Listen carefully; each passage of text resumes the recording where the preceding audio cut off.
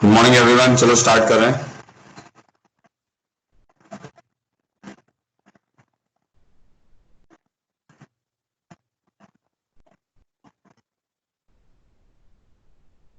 कल हमने 43 क्वेश्चंस कर लिए थे। अब हमारे 3 टॉपिक बचे हुए हैं इस चैप्टर में। एक तो है inequalities based on differential equation, एक है क्लेरॉड्स इक्वेशन वाला जो भी एक टाइप होती है, और एक है जिसमें थोड़े से मिसलेनियस प्रॉब्लम्स हमें करने हैं। एप्लीकेशन ऑफ डिफरेंशियल इक्वेशन उसको बोलते हैं। ठीक है, चलो देखते हैं। तो अभी कुछ क्वेश्चन से स्टार्ट कर रहे हैं आज का लेक्चर। कल कितने हो गए थे अपने? 43 हो गए थे मेरे ख्याल से, तो 44 प्रॉब्लम है। तो अब थोड़े से मुश्किल प्रॉब्लम आने लग जाएंगे। एक मिनट।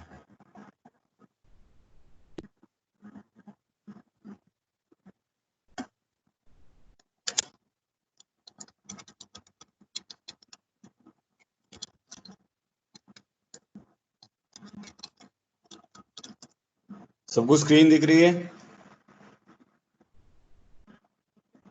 स्क्रीन और वॉइस एकदम क्लियर है? यस लिखो एक बार चैट बॉक्स में।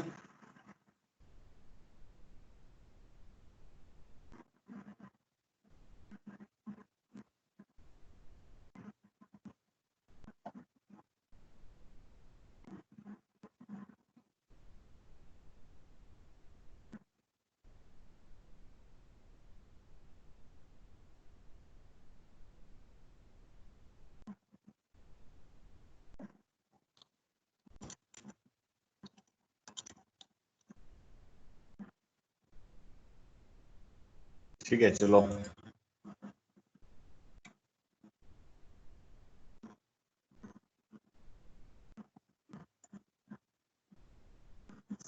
ठीक है, चलो देखो 44 क्वेश्चन देखो। इसमें क्या है, D Y by D X rough copy रखें सब लोग अपने पास, plus Y is equal to F of X where y is a continuous function of x with y of 0 is equal to 1 and f of x। इसमें क्या है ना, जो ये वाली जो डिफरेंशियल इक्वेशन है, इसमें f of x मतलब इंटरवल वाइज दिया हुआ है। जैसे इसमें ऐसे लिखा हुआ है f of x is e raised to the power minus x for 0 to x to 2, ठीक है, and e raised to the power minus 2 for x greater than 2। ये ऐसे बोला हुआ है। Then we have to find y of x, y of 1 and y dash 3। ठीक है, तो ये प्रॉब्लम है। तो सबसे पहले हम क्या करेंगे, जैसे अगर हमें y ऑफ x निकालना है तो ऑब्वियसली क्योंकि f ऑफ x पर y ऑफ x आपका डिपेंडेंट है तो वो इंटरवल वाइज ही डिफाइंड होगा। ठीक है, जो आपका y ऑफ x है वो इंटरवल वाइज डिफाइंड होगा। कैसे इंटरवल वाइज डिफाइंड होगा, 0 से 2 में वो अलग बनेगा और 2 से आगे वो अलग बनेगा। अब ये जो इक्वेशन दी हुई है डिफरेंशियल इक्वेशन, इसको देख के तो ये समझ आ ही रहा है कि एलडी है, लीनियर डिफरेंशियल इक्वेशन है। देखने में समझ आ रहा है ना। तो इसका रिजल्ट क्या बनेगा, तो अगर उसका रिजल्ट डायरेक्ट देखें तो D Y D x plus P Y, तो उसका इंटीग्रेशन फैक्टर आ जाएगा e की पावर 1 dx का इंटीग्रल विच इज e की पावर x। तो उसका रिजल्ट बनेगा y इंटू ई की power x is equal to integral of, क्या था इधर राइट हैंड साइड में, एफ ऑफ एक्स इंटू ई की power x dx plus c।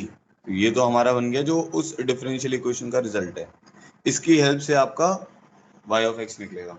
ठीक है, तो ये y अलग है और e की पावर x अलग है। ठीक है जी, इतना समझ आ गया। अब हम क्या करेंगे, इसको इंटरवल बनाएंगे। इंटरवल क्या है हमारे पास, 0 से x से 2। तो जब आपका x 0 से 2 होगा तो आपका फंक्शन क्या है, e की पावर माइनस एक्स है। तो क्या रिजल्ट बनेगा, y ऑफ x इंटू ई की power x। y of x कहने का मतलब है y as a function of x is equal to, ये वाला फंक्शन क्या था हमारे पास, e की पावर माइनस एक्स, 0 से 2 में e की पावर माइनस एक्स, ई की power x dx plus c।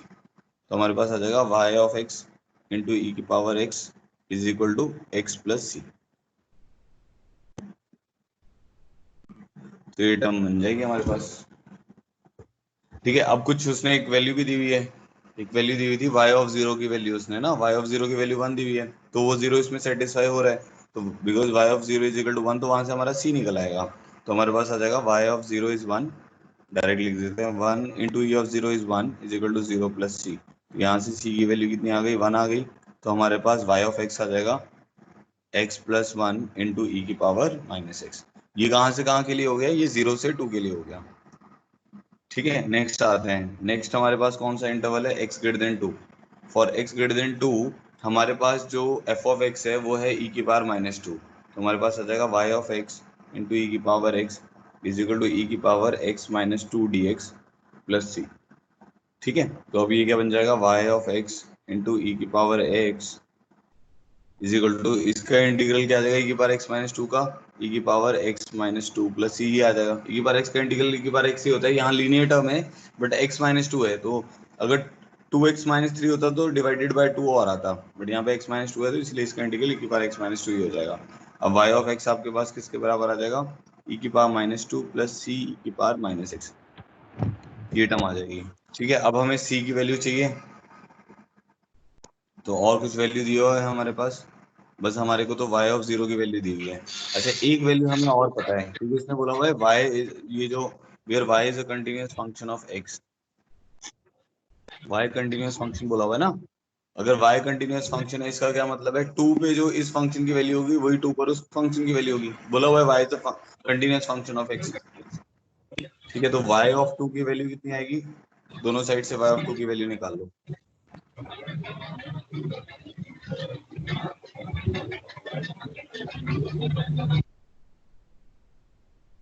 y of 2 की वैल्यू यहाँ से कितनी आ जाएगी, e की पावर माइनस 2 प्लस सी ई की पावर माइनस 2। यहाँ से y ऑफ 2 की वैल्यू आ जाएगी 3 इंटू ई की पावर माइनस 2। तो अगर वो वाला इसको c1 बोल देते हैं। ठीक है, तो अगर आप कंपेयर करोगे तो आपके c1 की वैल्यू कितनी आ जाएगी, c1 प्लस 1 इज 3, c1 की वैल्यू 2 आ जाएगी। तो इस पार्ट में जो yx हो जाएगा वो हो जाएगा e की पावर माइनस 2 प्लस 2 ई की पावर माइनस एक्स। ठीक है, तो अब हमारे पास जो ओवरऑल फंक्शन है हमारा y ऑफ x वो क्या बन जा रहा है, एक इंटरवल था हमारे पास 0 से 2, तो 0 से 2 में वो बन जाएगा x प्लस 1 ई की पावर माइनस एक्स। ठीक है, और फॉर x ग्रेटर देन 2 ये बन जा रहा है 2 ई की पावर माइनस एक्स प्लस ई की पावर माइनस 2, 2 ई की पावर माइनस एक्स प्लस ई की पावर माइनस 2। समझ आ गया इतना तो। ठीक है, अब हमें निकालना क्या क्या है, y ऑफ x हमने निकाल लिया है, अब हमें y ऑफ 1 निकालना है। तो y ऑफ 1 के लिए कौन सा टर्म यूज करोगे, ये वाला टर्म यूज करोगे 0 से टू के बीच में है क्योंकि, तो वाई ऑफ वन की वैल्यू आ जाएगी 2e⁻⁻1, तो 2/e आ जाएगी वाई ऑफ वन की वैल्यू। ठीक है, अब हमें दूसरा निकालना है y'3। y'3 का मतलब क्या होगा, डेरिवेटिव एट x=3, तो उसके लिए ये वाला फंक्शन यूज होगा, तो उसका डेरिवेटिव आएगा 2e⁻⁻6 इंटू -1। अब 3 पुट करेंगे तो इसमें कितना आ जाएगा, -2 इंटू e⁻⁻3, तो टर्म आ जाएगी -2/e³। ठीक है, अब देखो भाई कोई कंफ्यूजन है तो बताओ मुझे, सबको अगर क्लियर हो गया तो ऑल क्लियर कर दो।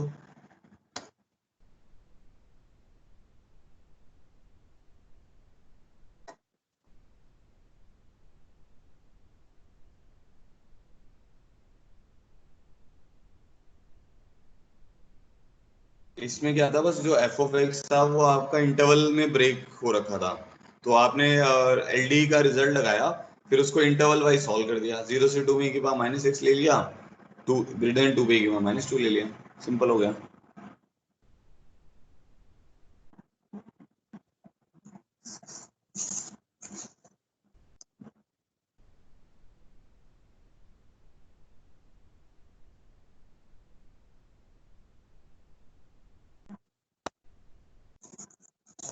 ठीक है, चलो आगे बढ़ते हैं।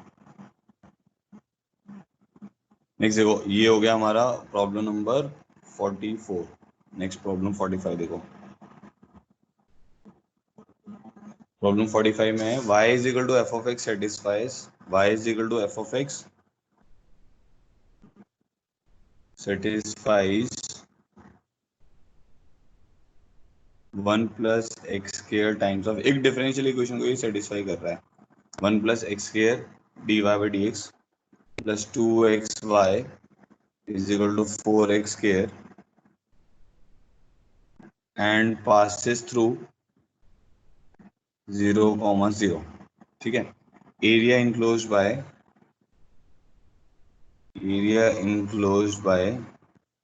y is equal to f inverse x, the x-axis and ordinate मतलब vertical line x is equal to 2/3 is. तो होगा क्या है, इस क्वेश्चन को भी देखो, इसमें ये बोला हुआ है कि एक फंक्शन है जो इस डिफरेंशियल इक्वेशन को सेटिस्फाई कर रहा है। ठीक है जी, उसमें इसको सॉल्व करके आपको क्या मिल जाएगा, एक फंक्शन की इक्वेशन आ जाएगी, फैमिली आ जाएगी। अब वो किससे पास कर रहा है, वो 0, 0 से पास कर रहा है, ये भी समझ आ रहा है। तो 0, 0 से पास कर रहा है, उससे क्या होगा, वो c की वैल्यू भी आ जाएगी, जो आपके पास कांस्टेंट ऑफ इंटीग्रेशन आ रहा होगा। उसके बाद क्या होगा, आपको ग्राफ बनाना पड़ेगा, क्योंकि इसने क्या बोला हुआ है, एरिया एफ ऑफ एक्स का नहीं पूछ रहा है, ये उसके इनवर्स का पूछ रहा है। तो वो ग्राफ पक्का से इंक्रीजिंग या डिक्रीजिंग आ रहा होगा, उसके हिसाब से उसका इनवर्स बनेगा। ठीक है, हो सकता है वो निकल जाए, इनवर्स निकल जाता है, वेल एंड गुड, फिर तो हम डायरेक्टली इंटीग्रेट कर लेंगे। अगर वो इनवर्स नहीं निकलेगा तो एरिया से रिलेटेड क्वेश्चन हो गया। तो ये दोनों चीजें क्लब कर दी ना उसने, एक एरिया वाला क्वेश्चन और एक डिफरेंशियल इक्वेशन वाला क्वेश्चन क्लब कर दिया। ठीक है, इसीलिए ये चैप्टर इंपॉर्टेंट है, क्योंकि बहुत सारे चैप्टर इसके क्लब हो जाते हैं। आप फंक्शन निकालना बोल दो भाई, डिफरेंशियल इक्वेशन से फंक्शन निकालो, और उसके बाद फिर फंक्शन के ऊपर क्वेश्चन बना देते हैं। ठीक है, तो सॉल्व करते हैं, वैसे ज्यादा मुश्किल नहीं है, आप डिफरेंशियल इक्वेशन तो सॉल्व कर ही लोगे। एलडी बन रही है dy/dx प्लस, ये टर्म बन गई, यहाँ पर क्या आ जाएगा 4x² / 1 + x²। ठीक है, तो ये टर्म बन गई हमारी। अब dy/dx plus py is equal to q जैसी फॉर्मेट है।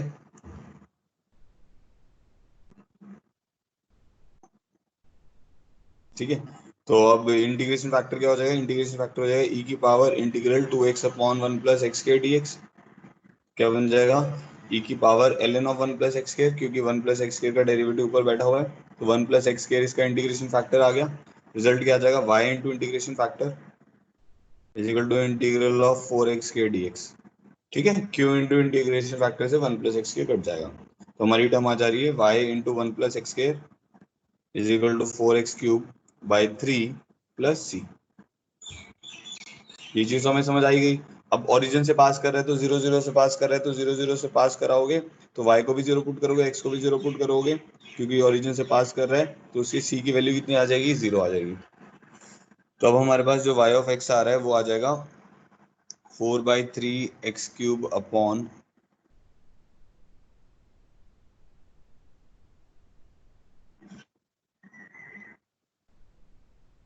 1 प्लस एक्स स्क्वायर। ठीक है, तो ये हमारा फंक्शन आ गया।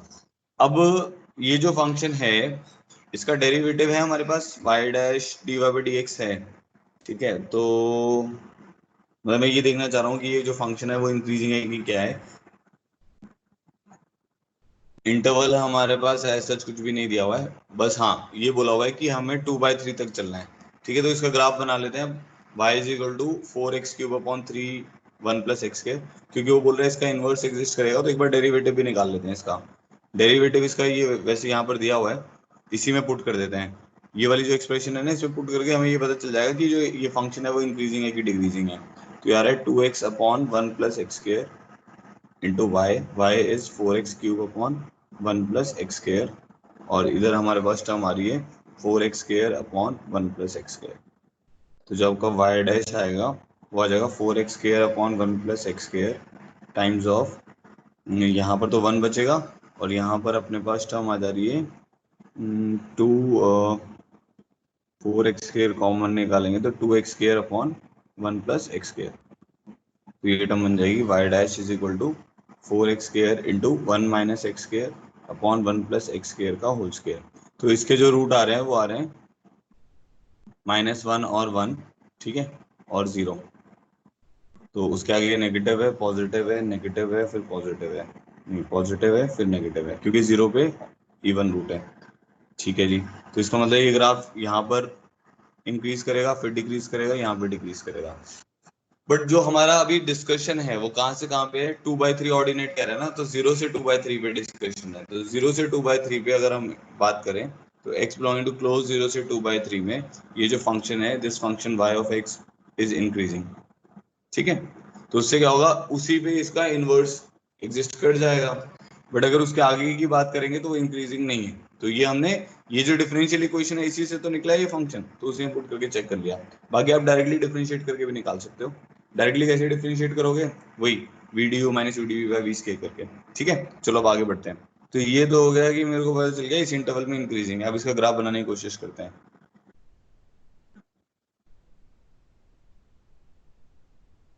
ये एक्स एक्सिस हो गया, वाई एक्सिस हो गया, ये 0 मान लेते हैं, 1 मान लेते हैं। 0 पर तो इसकी वैल्यू 0 है। अब 1 पर देखो इसकी वैल्यू कितनी आ रही है, 1 पर इसकी वैल्यू आ रही है 4/6, है ना। 1 पर इसकी वैल्यू आ रही है 4/6 विच इज सेम एज 2/3। तो 1 पर इसकी वैल्यू 2/3 आ रही है, तो ये वाला कोऑर्डिनेट हो गया 1, 2/3। तो मान लेते हैं कुछ ऐसा इस टाइप का ग्राफ जा रहा है। ठीक है, इंक्रीजिंग बनाना है, कैसे बना सकते हो, हमने इतना बना दिया। ठीक है, अब ये हो गया। अब होगा क्या, मान लेते हैं y is equal to x जो है, y is equal to x इसको इंटरसेक्ट करेगा कि नहीं करेगा, 4x cube upon 3 times of 1 plus x square है, ये आपका फंक्शन है। तो इसको x के साथ हमने सॉल्व किया, क्योंकि y is equal to x का इंटरसेक्शन देखना चाह रहा हूँ मैं। तो ये एक्स स्क्वायर आ जाएगा, ये बन जाएगा 4x square is equal to 3 plus 3x square. तो वो और रूट दे रहे हैं आप, सोल्यूशन आएगा। तो आपके पास ऐसा होगा कि जो y is equal to x वाली लाइन है वो कुछ ऐसी जा रही होगी। ठीक है, तो ये हो गया y is equal to x वाली लाइन। अब इनवर्स कैसे बनेगा इसका, इनवर्स इसका मिरर होता है about y is equal to x, तो इसका इनवर्स कुछ ऐसा बनेगा। ठीक है, और इनवर्स इस वाले पॉइंट का जब आप इमेज लोगे इनवर्स में, तो वो आएगा 2/3, 1। ठीक है, तो ये जो रेड कर्व है ये हमारा y is equal to f inverse x है। समझ आ गया होगा इतना तो। ऐसा क्वेश्चन हमने एरिया में भी किया हुआ है। ठीक है, अब मेरे को एरिया कौन सा निकालना है, area enclosed by y is equal to f inverse x, the x axis and the ordinate x equal to 2/3। तो मतलब ये वाली लाइन हम बना के हमें एरिया कौन सा निकालना है, हमें एरिया ये वाला निकालना है। समझ गए, तो हमें ये वाला एरिया निकालना है। अब अगर आप कंपेयर करते हो तो आपको देख के समझ आ जाएगा कि भाई ये वाला एरिया क्या होगा। इस आपको ना ये ब्लैक वाले से कंपेयर करना पड़ेगा, क्योंकि हमें एफ इनवर्स एक्स तो पता ही नहीं है, यहाँ से इनवर्स निकालना मुश्किल भी होगा। तो हम क्या करेंगे, ये एफ ऑफ एक्स हमने बना रखा है, इसी की हेल्प से निकालेंगे। तो हम कौन सा एरिया निकालने में इंटरेस्टेड हैं, इसको मैं यहाँ पे दोबारा से बना देता हूँ ताकि कंफ्यूजन ना हो। ये जो यहाँ पे ये वाला एरिया निकालना है हमें।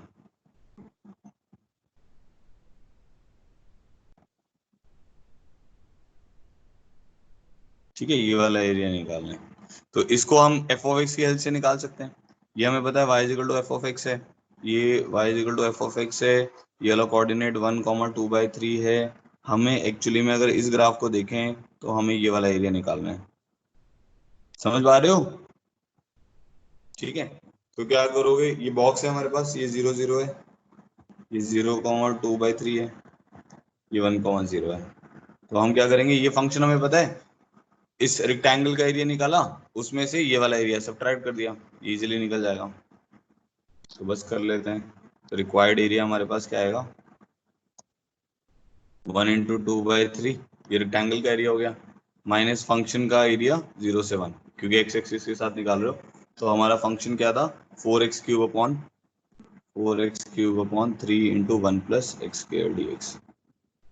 देखो क्या वैल्यू आ रही है, ये आ रही है 2/3 माइनस 4/3 टाइम्स ऑफ 0 to 1, 2 लिख लेते हैं इसको। ठीक है, तो यहाँ पर आ जाएगा x² × 2x dx upon 1 + x²। ठीक है, 1 + x का निकाल लेते हैं एक बार आंसर। 1 + x² को t मानेंगे तो इसका डेरिवेटिव आ जाएगा 2x dx = dt। तो इंटीग्रल बन जाएगा 2/3 माइनस 2/3, 2x dx की जगह dt आ जाएगा, यहाँ पे t-1 dt by T. Limit change करनी पड़ेगी, 0 पर इसकी वैल्यू 1 हो रही है, 1 पर इसकी वैल्यू 2 हो रही है। तो ये बन जाएगा 2/3 माइनस 2/3 टाइम्स ऑफ dt का integral t minus ln t limits 1 से 2, ये आ जाएगा 2/3 माइनस 2/3 टाइम्स ऑफ, 2 पुट करेंगे तो 2 माइनस ln 2। ठीक है, माइनस 1 पुट करेंगे, 1 माइनस ln 1 विच इज 0। ठीक है, तो ये टर्म बन जा रही है 2/3, 2 - 1 इज 1, तो -2/3 प्लस 2/3 ln 2। तो इसका आंसर आ रहा है 2/3 ln 2। देखो भाई, कुछ भी कंफ्यूजन है तो बताओ। 2/3 ln 2 इज द आंसर। हाँ, ऑल क्लियर हो गया सबको? तो ऑल क्लियर कर दो एक बार। तो बेसिकली देखो, क्वेश्चन लेंथी सा तो है, बट वैसे कंसेप्ट बहुत सिंपल सा है कि आपको पहले डिफरेंशियल इक्वेशन सॉल्व करके फंक्शन निकालना था, फिर वो वाला क्वेश्चन, फिर उसके साथ एरिया का क्वेश्चन मैचअप हो रखा है, तो फिर हमें एरिया वाला क्वेश्चन सॉल्व किया उसके बाद। तो थोड़ा सा लेंथी था बट ठीक है।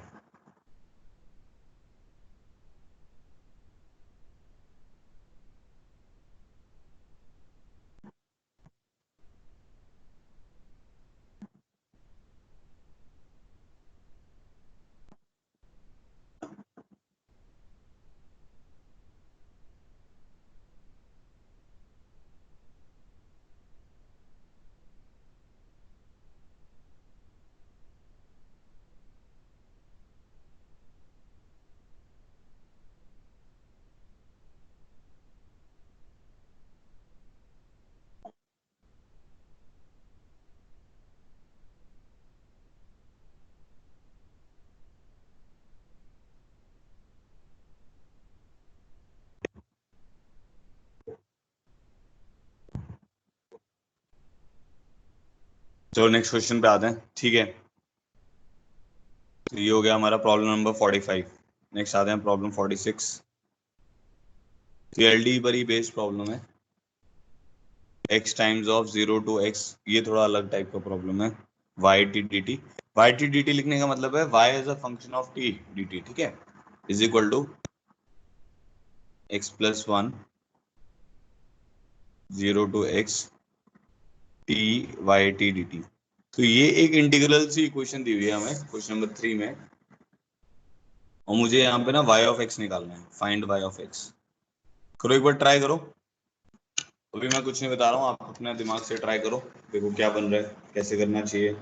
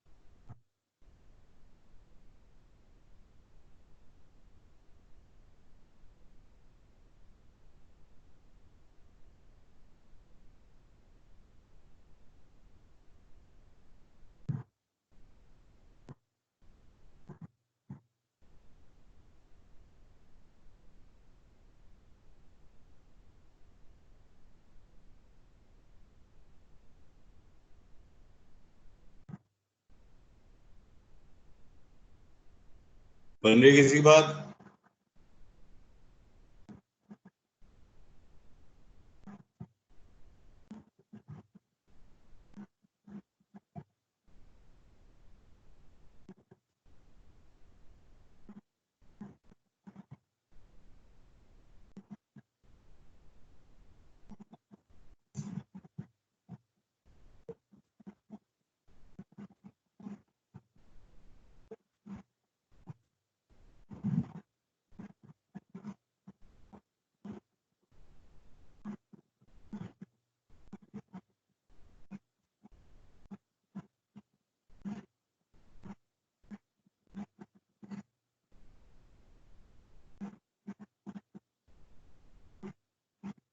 हाँ वो कुछ आपका नेटवर्क का इश्यू होगा, अगर आपकी मीटिंग कैंसिल हो रही है ना बार बार।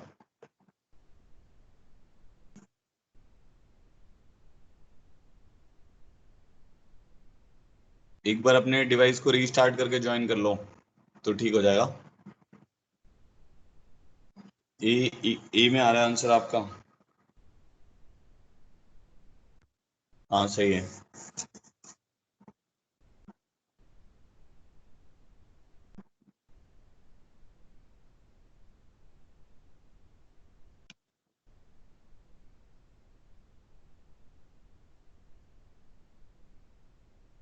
ठीक है चलो देखो एक बार।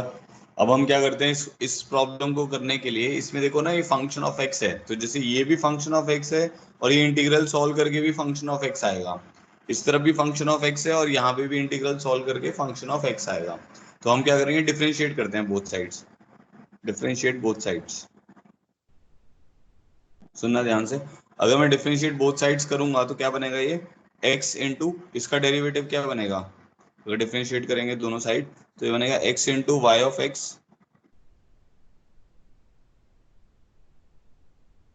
ठीक है, तो x into y of x into one. समझ रहे हो, मैं लिमिट रूल लगा रहा हूँ। x into y of x into one minus zero plus zero to x y t d t into one. जैसे प्रोडक्ट रूल लगाओगे तो दो फंक्शन है ना, क्योंकि पहला वाला फंक्शन है x, दूसरा फंक्शन है zero to x y t d T.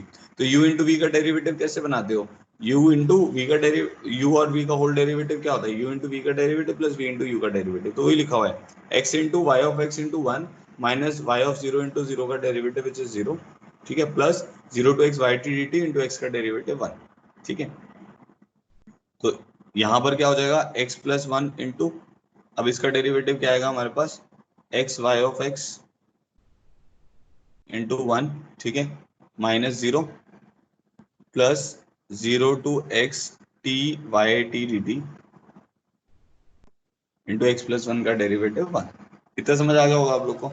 अब इसको थोड़ा सा सिंप्लीफाई करो तो ये क्या बनेगा, x y of x plus zero to x y t d t is equal to, यहाँ पे टर्म आ जाएगी x into x plus one. तो इसको थोड़ा सिंप्लीफाई कर लेते हैं, कैंसिल आउट होगा ये ना। ये बन रहा है x square y of x plus x y of x plus zero to x t y t d t. समझ आया यहाँ तक?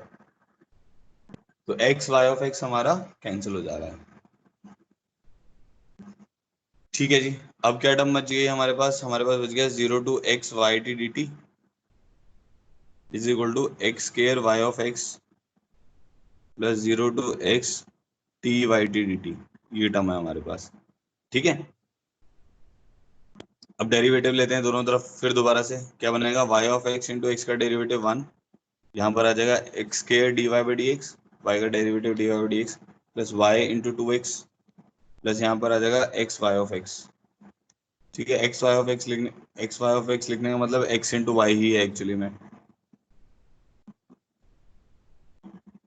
ठीक है, तो अब हमारे पास ओवरऑल टर्म क्या बन गई, ये बन रहा है वाई ऑफ एक्स जो है वो वाई ही है, y as a function of x है ना, तो इसको वाई लिख देते हैं ताकि कंफ्यूजन ना हो। तो हमारी इक्वेशन बन रही है x square d Y by D x plus three x y is equal to y. ये टर्म बन रही है। ठीक है, देखो ये बनी थी आपकी differential equation x square d Y by D x plus three x y is equal to y. ठीक है, चलो अब हमें इसको सॉल्व करना है। तो ये वेरिएबल सेपरेबल बन जा रहा है तो इजी हो गया। X square d Y by D x is equal to, ये बन जाएगा y into one minus three x.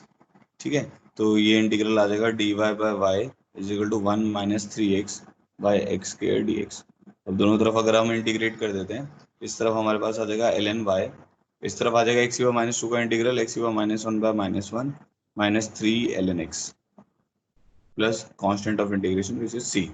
ठीक है, तो इसको उधर ले जाते हैं, ये बन जाएगा l n y plus three l n x को हम लिख सकते हैं plus l n of x cube, तो y x cube is equal to minus one by x plus c, ये टर्म आ जाएगी। ठीक है, तो इसको हम लिख सकते हैं वाई एक्स क्यूब, अब ई की पावर में लेके जाएंगे तो ई की पावर सी इंटू ई की power minus one by x आ जाएगा, तो ई की पावर सी को कुछ कांस्टेंट मान सकते हैं, तो आ जाएगा के ई की power minus one by x divided by x cube. ठीक है, तो ये हमारा आंसर हो गया, और उसने ऐसा कुछ गिवन नहीं है। एक काम करते हैं, के की वैल्यू भी निकालने की कोशिश करते हैं, है ना, के की वैल्यू निकल जाएगी कि नहीं निकल जाएगी ये देख लेते हैं।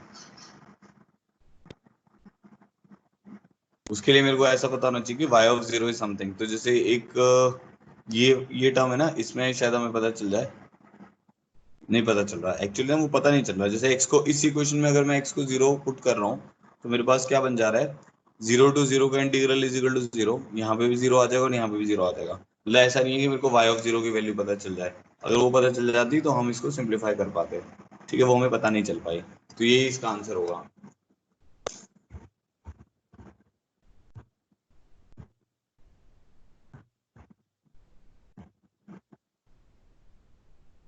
ठीक है, शैली का भी आंसर आ गया, बट ये ना, ये e की power minus x divided by x cube है बेटा।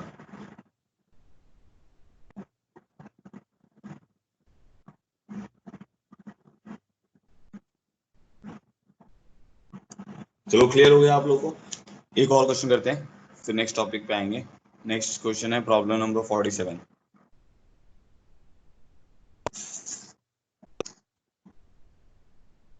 If y is equal to x ln of mod cx,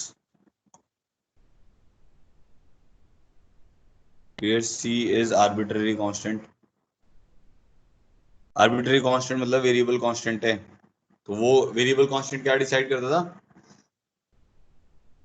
variable constant क्या डिसाइड करता था कि कितना उसका ऑर्डर होगा, उतनी बार हम डिफरेंशिएट करते थे।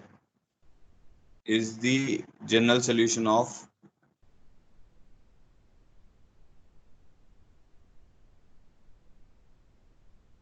differential equation dy by dx is equal to y by x plus phi of x by y। ठीक है, then function phi of x by y is,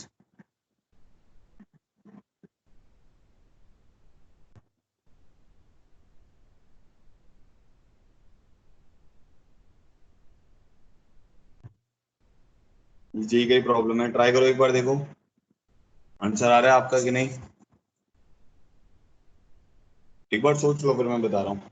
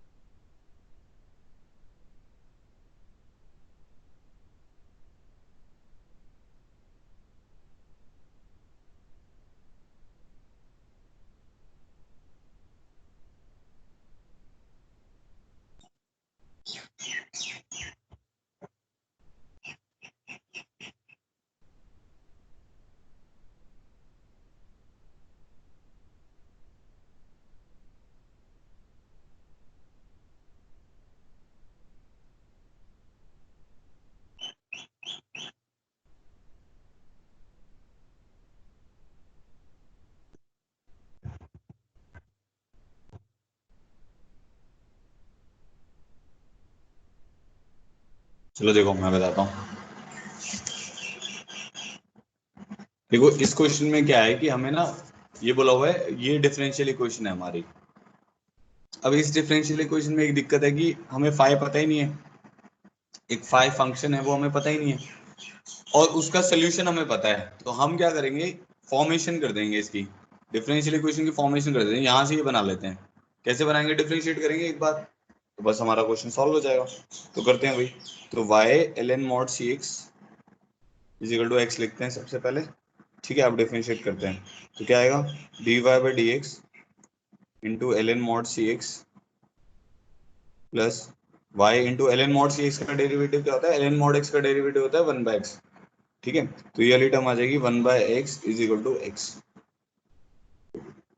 ठीक है। अब ln mod cx की वैल्यू आप जानती हैं, ln mod cx की वैल्यू यहाँ से, क्योंकि c एलिमिनेट करना होता है डिफरेंशियल इक्वेशन में, तो यहाँ पे आ जाएगा dy by D x into ln mod cx की वैल्यू आ जाएगी x by y plus y by x is equal to x. अब इसको इससे कंपेयर कर दो, तो dy बाई डी एक्स चाहिए आपको, तो यहाँ से आ जाएगा dy by D x plus, तो y बाय एक्स से मल्टीप्लाई करो इसको, plus y square by x square is equal to y. इसको y बाय एक्स से मल्टीप्लाई किया था ना हमने, नहीं इधर भी डेरिवेटिव लेना है, सॉरी इधर भी डेरिवेटिव लेंगे तो 1 आएगा ना, वो मैच नहीं कर रही क्वेश्चन मेरी। देखो हमने दोनों तरफ डेरिवेटिव लेना पड़ेगा, तो हमारे पास आएगा dy by D x into l n mod c x plus y into l n mod c x का डेरिवेटिव कितना आ जाएगा, ये समझ आएगा कैसे लिखा है, वन, ये ऐसा आएगा, एल एन मॉड एक्स का डेरिवेटिव 1/x होता है ना, तो l n mod c x का डेरिवेटिव आएगा 1/cx इंटू सी, तो सी सी कैंसिल हो गया, 1/x ही बना देगा, और x का डेरिवेटिव 1, तो आ गया dy by D x into l n mod c x की जगह क्या वैल्यू आएगी, x by y plus y by x is equal to, इस तरफ 1 आ गया। अब मैंने किससे मल्टीप्लाई किया, इसको y बाय एक्स से मल्टीप्लाई कर दिया, तो y बाय एक्स से मल्टीप्लाई करेंगे, यहाँ पे y बाय एक्स आ जाएगा। अब देखो ये मैच कर गई, ये दोनों इक्वेशंस मैच कर रही हैं हमारी, dy by D x plus equal to y by x plus five of x y, है ना, तो ये d Y by D x हमारे पास आ जा रहा है is equal to y by x plus y square by x square, इधर जाके माइनस हो गया ये, सॉरी, तो ये माइनस हो गया, तो ये हमारी इक्वेशन बन रही है। अब इसको अगर ओरिजिनल इक्वेशन से कंपेयर करें, तो ओरिजिनल इक्वेशन है हमारी d Y by D x is equal to y by x plus five of x by y, तो हमें five of x by y ही निकालना है। तो अब समझ आ गया होगा आपको कि अगर आप कंपेयर करते हो तो five of x by y जो आएगा वो किसके बराबर आ जाएगा, minus y square by x square के बराबर आ जाएगा, तो ये इसका आंसर हो गया, ठीक है। आ गया 2-3 बच्चों का, चलो ठीक है, समझ आ गया होगा, बड़ा इजी क्वेश्चन था, इसमें जेई का क्वेश्चन है इसलिए मैंने यहाँ पे इसको करा दिया। ये इक्वेशन देख, अब ऐसा अगर आप उल्टा चलोगे ना तो बहुत प्रॉब्लम होगी कि भाई इसका मैं सोल्यूशन ये बनाने की कोशिश करूंगा, वो तो बहुत मुश्किल होगा, इसीलिए हमने क्या किया, जो सोल्यूशन था उसी को डिफरेंशिएट करके ये वाली टर्म बना दी,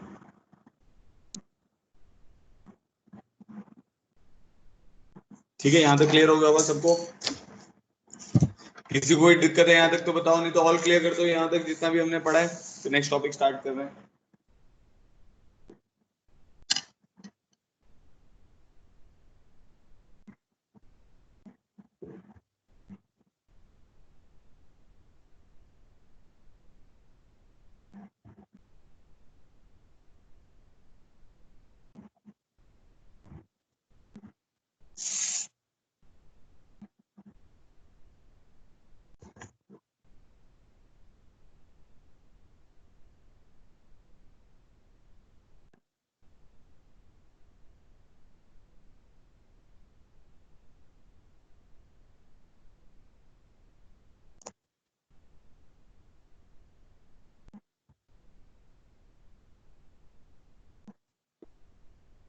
ठीक है, चलो आगे देखते हैं। नेक्स्ट है टॉपिक हमारा इनइक्वालिटीज इन डिफरेंशियल इक्वेशन। इसका क्या मतलब है कि हमारे पास डिफरेंशियल इक्वेशन में इनइक्वालिटीज होंगी, तो उसको हमें सॉल्व करना है। नॉर्मल इनइक्वालिटी सॉल्व करते हैं, जो आप चीज़ों का ध्यान रखते हो वही आपको यहाँ पे भी ध्यान रखना पड़ेगा कि भाई नेगेटिव से मल्टीप्लाई करेंगे तो इनइक्वालिटी चेंज होगी।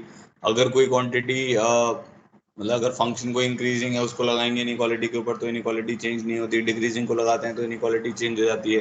दूसरा जो सबसे इंपॉर्टेंट चीज़ है जो आपको ध्यान रखनी है वो ये है कि किसी भी फंक्शन से आप ऐसे ही मल्टीप्लाई नहीं कर सकते। अगर वो फंक्शन वेरिएबल है तो वेरिएबल कहने का मतलब वो कुछ वैल्यूज पर पॉजिटिव हो सकता है, कुछ वैल्यूज पर नेगेटिव हो सकता है, तो उसको इनइक्वालिटी से डायरेक्ट मल्टीप्लाई नहीं कर पाएंगे। इनइक्वालिटीज के ऊपर इंटीग्रेशन लिया जा सकता है, तो बस इन चीजों का ध्यान रखना है आपको ना कि भाई इनइक्वालिटी अगर है तो फंक्शन को इधर उधर नहीं कर सकते हम लोग, क्योंकि वो फिर वो वही वाला उसमें गड़बड़ आएगी कि भाई फंक्शन इंक्रीजिंग है कि डिक्रीजिंग है। दूसरा फंक्शन नेगेटिव है कि पॉजिटिव है, ठीक है। नेगेटिव पॉजिटिव की ज्यादा प्रॉब्लम है, क्योंकि अगर वो नेगेटिव होगा तो क्या करेगा, इनइक्वालिटी को चेंज करेगा। तो इन चीजों का जो आपने पहले ध्यान रखते आए हो, वो अब साथ में डिफरेंशियल इक्वेशन के साथ में अब क्लब हो गई है, इसीलिए ये क्वेश्चन थोड़े से मुश्किल हो जाते हैं। चलो अब चेक करते हैं एक एक करके ना।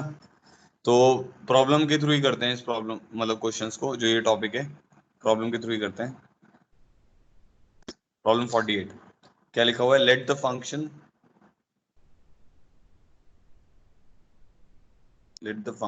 ln of f of x is defined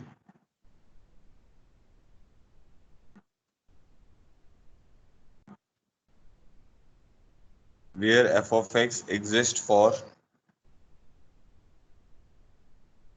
x greater than equal to 2 and k is a fixed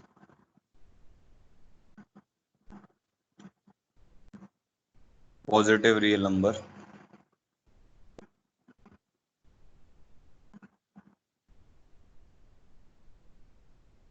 and if dy dx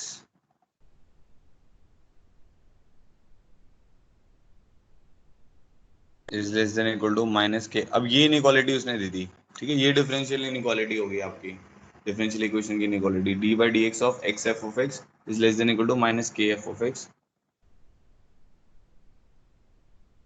then prove that f of x is less than equal to a times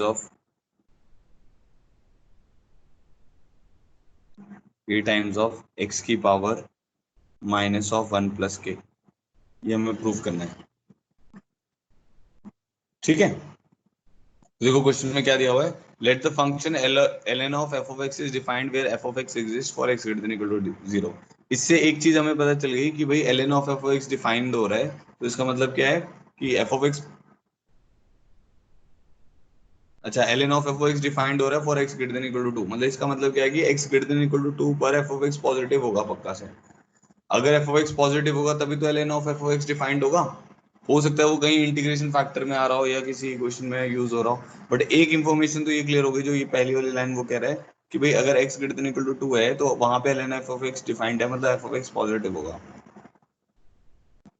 ठीक है। k कोई fixed positive real number है, तो हमें ये भी पता चल गया कि k हमारा पॉजिटिव है अब। और ये एक डिफरेंशियल इक्वेशन इनइक्वालिटी दी हुई है, डिफरेंशियल इनइक्वालिटी बोल देते हैं इसको। तो dy dx of x f of x is less than equal to minus k f of x, ठीक है, ये दिया हुआ है। और इसको सॉल्व करके हमें ये प्रूव करना है कि जो हमारा एफ ऑफ एक्स है वो less than equal to a x raise to power minus 1 plus k, ठीक है जी। सॉल्व करते हैं, तो एक काम करते हैं, let f of x is equal to y, ताकि हमें इक्वेशंस लिखने में आसानी हो, ठीक है। अब ये टर्म क्या बन जाएगी, एक्स इंटू वाई का डेरिवेटिव, तो x d Y by D x plus y into x का derivative 1 is less than equal to minus k y, ठीक है, ये बात तो क्लियर होगी। अब क्योंकि इनइक्वालिटी है तो ऐसा, अब ऐसा नहीं करना है कि एक्स से डिवाइड कर दिया, जैसे ये करना गलत हो जाएगा यहाँ पे, कि आपने क्या किया, एक्स से डिवाइड कर दिया इसको। तो एक्स से डिवाइड नहीं कर सकते, क्यों नहीं डिवाइड कर सकते, क्योंकि एक्स पॉजिटिव है कि नेगेटिव है ये डिपेंड करेगा। हाँ इस पर्टिकुलर क्वेश्चन में क्योंकि x greater than equal to 2 है, इसीलिए अच्छी बात है। अगर वैसे इन जनरल मान लो एक्स नेगेटिव होता तो हम नहीं कर पाते डिवाइड। अब इस क्वेश्चन में उसने बोल ही दिया, डोमेन ही दे दिया x greater than equal to 2 है, तो इसीलिए यहाँ पे आप x से डिवाइड कर सकते हो, कोई भी दिक्कत आपको नहीं आएगी, ठीक है। Because x is greater than equal to 2, तो हम वही करते हैं ना, थोड़ा इजी हो जाएगा हमारा क्वेश्चन। तो हम x से डिवाइड कर देंगे, तो क्या बन जाएगा, dy by D x plus y by x, ठीक है, into 1 plus k is less than equal to 0। समझ आ गया होगा, इसको उधर ले गया फिर x से डिवाइड कर दिया, because x is greater than equal to 2, समझ आ गया। बट अगर उसने x बिलोंग्स टू r बोला होता ना तो मैं ये डिवाइड नहीं कर पाता, ठीक है जी। अब ये हमारी एलडी बन रही है, देख रहे हो एलडी बन रही है। कोशिश करनी है कि जो ये वाले क्वेश्चंस हैं इनको वेरिएबल सेपरेबल से ना करें, क्योंकि अभी y के बारे में हमें पता नहीं है, ठीक है। x के बारे में हमें पता था, y के बारे में भी इनफैक्ट पता है, ये रहा ना, y भी पॉजिटिव है, तो इस क्वेश्चन में थोड़ा इजी हो ही गया। x भी पॉजिटिव हो गया और f of x भी पॉजिटिव हो गया, x greater than equal to 2 हो गया, f of x पॉजिटिव हो गया। बट हाँ वही मैं आपको बता रहा हूँ कि जब हमें नहीं पता होगा तो इनको इधर उधर करने में हमें दिक्कत आएगी। तो अभी एल डी बन रही है 1 plus k times of x times of y is less than equal to 0। तो इंटीग्रेशन फैक्टर क्या आ जाएगा, d Y by D x plus P y is equal to q हो गया, क्यू कांस्टेंट है विच इज 0। ठीक है, तो इंटीग्रेशन फैक्टर आ जाएगा ई की पावर इंटीग्रल ऑफ 1 प्लस के बाई एक्स डी एक्स, आ जाएगा ई की पावर 1 प्लस के एल एन एक्स, ये हो जाएगा x की पावर 1 प्लस के। ठीक है, तो क्या रिजल्ट आ जाएगा हमारा, D by D x of x की पावर 1 प्लस के से मल्टीप्लाई कर देते हैं दोनों तरफ, लेफ्ट हैंड साइड और राइट हैंड साइड, क्योंकि एक्स की पावर 1 प्लस के एक्सपोनेंशियल फंक्शन है, पॉजिटिव होगा हमेशा कि नेगेटिव होगा, इसके बारे में कुछ कमेंट कर सकते हो। पॉजिटिव होगा, इस पर्टिकुलर केस में पॉजिटिव होगा, y because x is greater than equal to 1 plus k is positive, इसलिए एक्स की पावर 1 प्लस के पॉजिटिव होगा, तो इसलिए हम मल्टीप्लाई कर सकते हैं, तो हमारे पास आ जाएगा d by D x of x की power 1 plus k into y is less than equal to x की पावर 1 प्लस के इंटू 0। ठीक है, तो हमारे पास क्या आ गया, यहाँ से ये पता चल गया कि d by D x of y into x की power 1 plus k is less than equal to 0। अब देखो यहाँ पे ना इंपॉर्टेंट इन्फॉर्मेशन आ जाती है, तो होगा क्या, जब भी आप एक डिफरेंशियल इनइक्वालिटी को सॉल्व करोगे तो आप ऐसे किसी एक रिजल्ट पे जाके अटक जाओगे, जैसे d by D x of ये वाला जो टर्म आया this is less than equal to 0 आ गया, y इंटू एक्स की power 1 plus k less than, इसमें इक्वालिटी आएगी नहीं क्योंकि इनइक्वालिटी थी, तो इनइक्वालिटी मेंटेन रहेगी, तो ये वाली टर्म पे आके आप अटक गए। अब यहां से क्या कंक्लूजन निकलेगा वो देखो, यहां से ये कंक्लूजन निकल जाएगा कि y इंटू एक्स की power 1 plus k is a decreasing function. क्यों वही डिक्रीजिंग फंक्शन हो गया ये, क्योंकि इसका डेरिवेटिव जो लेस देन इक्वल टू 0 है, इसलिए हम ये बोल सकते हैं डिक्रीजिंग फंक्शन हो गया। डोमेन क्या था इसका, x greater than equal to 2 था, y क्या था, y ग्रेटर देन 0 था। इतनी बात तो समझ आ गई होगी।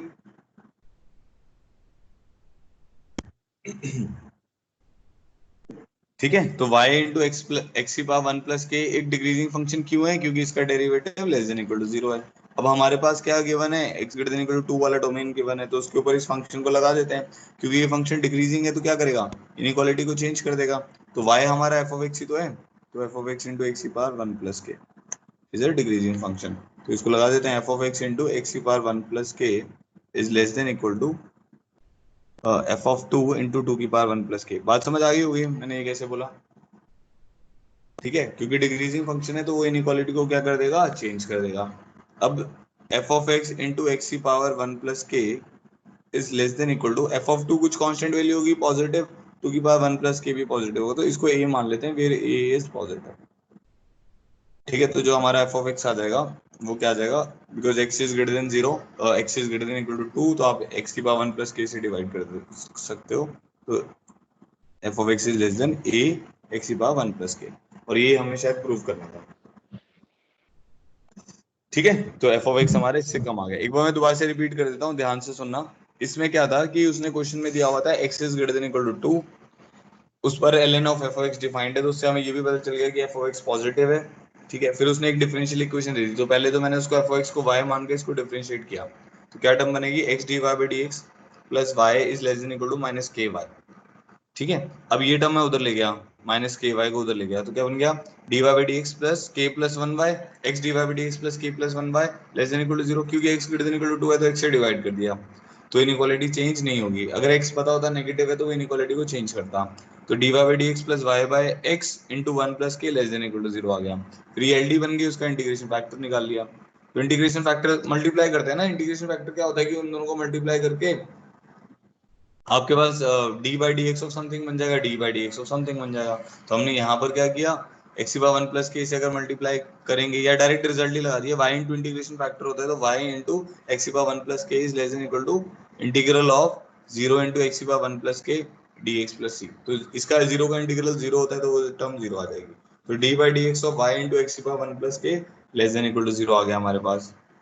ठीक है, इससे क्या पता चल गया कि ये जो अंदर वाला फंक्शन है उसका डेरिवेटिव नेगेटिव हो रहा है, मतलब ये फंक्शन क्या होगा, डिक्रीजिंग होगा। फिर ये पता चल गया F x into x power 1 plus की डिक्रीजिंग है, एक्स हमारे पास ग्रेटर देन इक्वल टू 2 है, उसके ऊपर फंक्शन लगा दिया तो इनइक्वालिटी को चेंज करेगा, उससे ये प्रूव हो गया। अब देखो कोई भी कंफ्यूजन है तो बताओ मुझे, अगर ऑल क्लियर है तो ऑल क्लियर कर दो।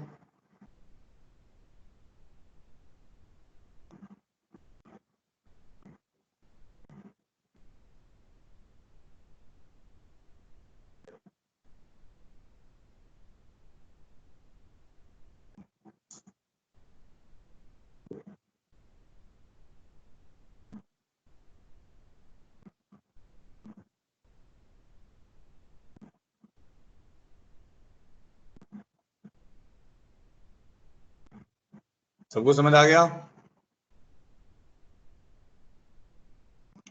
ठीक है जी, आगे बढ़ते हैं। तो इनइक्वालिटीज में इन्हीं चीजों का ध्यान रखना है। जैसे ये वाला क्वेश्चन थोड़ा सा कंपैरेटिवली इजी हो गया क्योंकि इसमें x भी पॉजिटिव था और y भी पॉजिटिव था। ठीक है, तो ये हमारा क्वेश्चन था 48। अब नेक्स्ट आते हैं 49।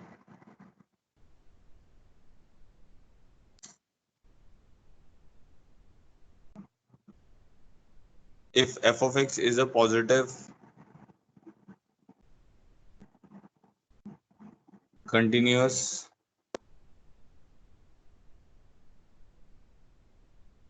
and differentiable function on the interval open a to b,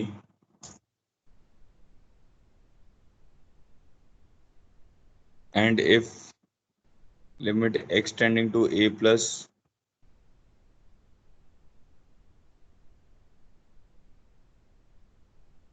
f of x is equal to 1 and limit x tending to b minus f of x is equal to 3 की power 1 by 4 and f dash x is greater than equal to f cube x plus 1 by f of x, then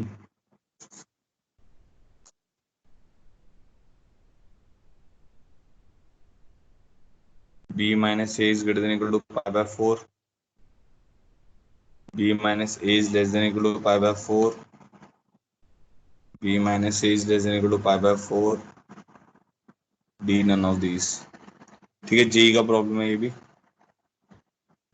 और इसमें बोला हुआ है A B positive, ये और B दोनों positive है।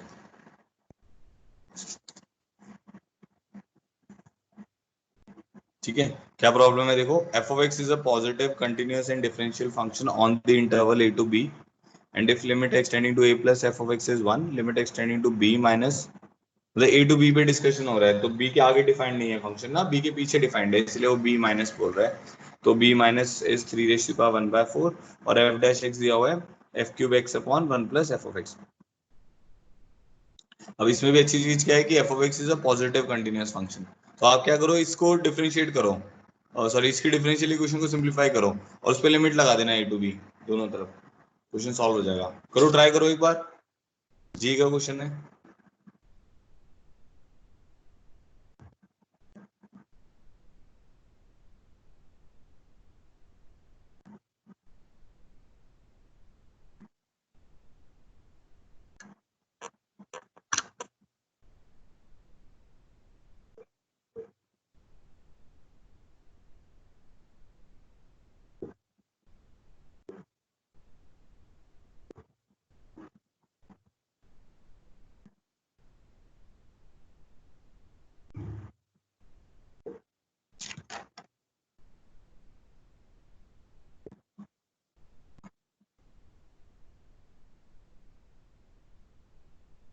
देखो कौन सा आंसर आ रहा है, सिंगल करेक्ट है ये, है ना।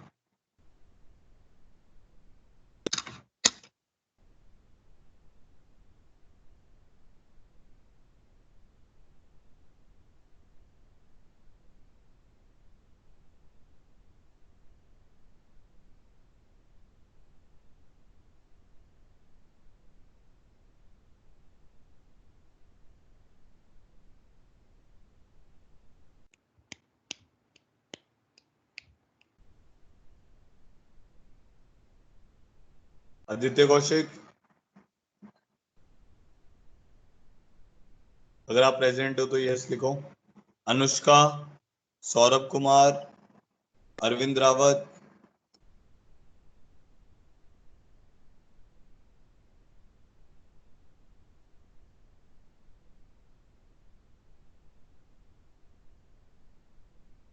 रागिनी, मुकुल रावत,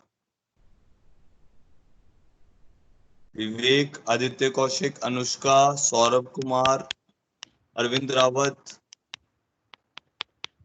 रागिनी, मुकुल रावत।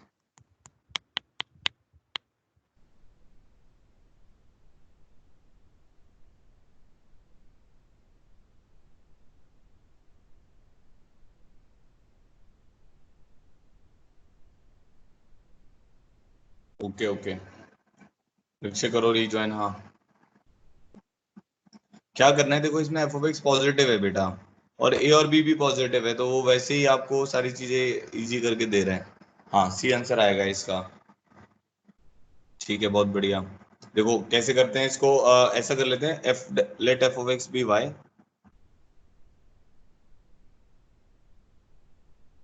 ठीक है, तो हमारे पास इक्वेशन क्या बन जाएगी, d Y by D x is greater than equal to y cube plus one by Y.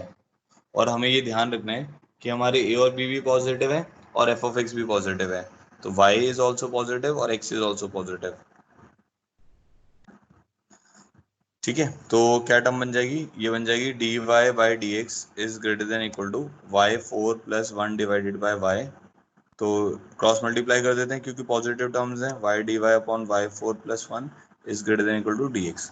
ठीक है, अब दोनों तरफ हम क्या करेंगे, इंटीग्रेशन का साइन लगा देंगे, तो हमारे पास क्या आ जाएगा, इसका डेरिवेटिव टू वाई मान लेते हैं और यहाँ पे वन बाई टू लिख देते हैं।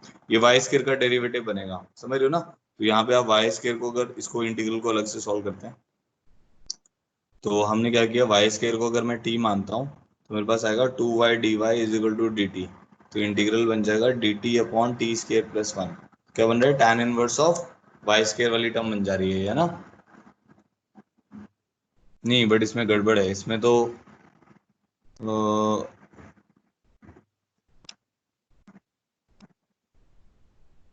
2 minute, y f of x है, एफ ऑफ एक्स हमें कुछ गिवन नहीं है ना। हाँ ठीक है, फिर हमने एफ ऑफ एक्स को वाई मान लिया था और एफ ऑफ एक्स हमें कुछ भी गिवन नहीं है, तो हमारे पास इक्वेशन जो है दो ही वेरिएबल में आ रही है, वाई और एक्स में, तो हमारे पास ये वाली टर्म आ गई।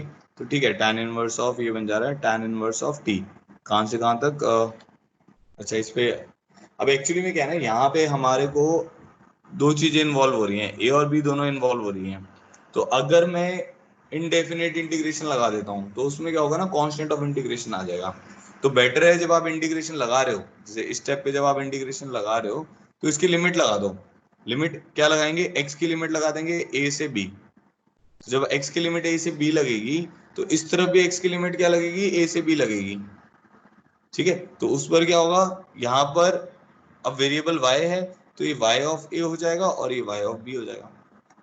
बात समझ आई, मतलब बेसिकली क्या है कि आपके पास लेफ्ट हैंड साइड में फंक्शन ऑफ y है, राइट हैंड साइड में फंक्शन ऑफ x है। तो आपने जब x को a से b लगाया, तो आपकी लेफ्ट हैंड साइड में क्या लगेगा, इधर आपने इंटीग्रेट किया x के रिस्पेक्ट में, इधर भी आप किसके रिस्पेक्ट में इंटीग्रेट करोगे, y के रिस्पेक्ट में इंटीग्रेट करोगे। तो जब x a से b जाएगा, तो आपका y कहाँ से कहाँ जाएगा, y ऑफ a से लेके y ऑफ b तक जाएगा। तो ये पॉइंट ध्यान रखना था, कुछ नहीं किया मैंने यहाँ पे। ये तो एफ ओ एक्स को y माना, ये डिफरेंशियल इक्वेशन बन गई, ये बन गई। उसके बाद मैंने यहाँ पे लिमिट्स लगा दी हैं। तो जब x a से b जाएगा, अब इधर वेरिएबल dy है तो उधर y की लिमिट आएंगी बस। ठीक है, तो अब ये वन मेरे पास बन जाएगा one by two times of tan inverse of T, क्या हो गया मेरे पास, वाई स्केयर।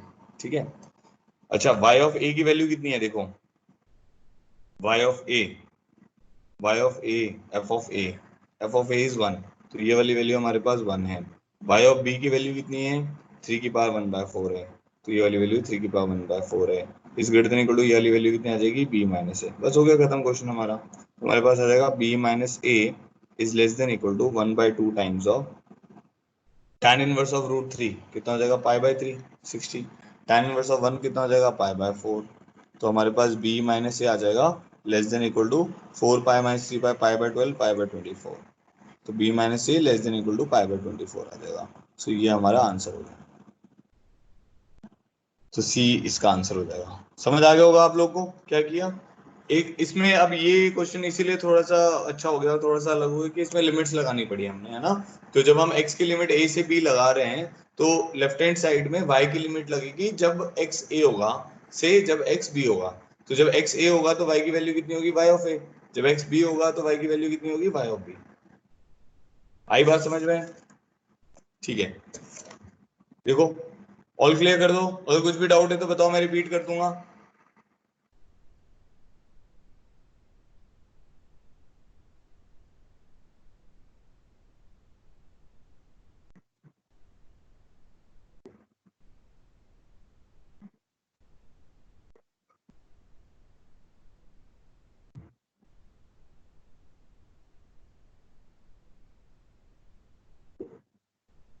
ठीक है, चलो आगे बढ़ते हैं।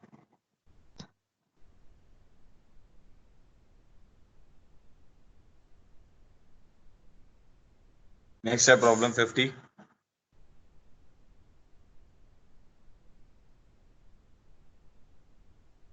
if phi of x be a differentiable real valued function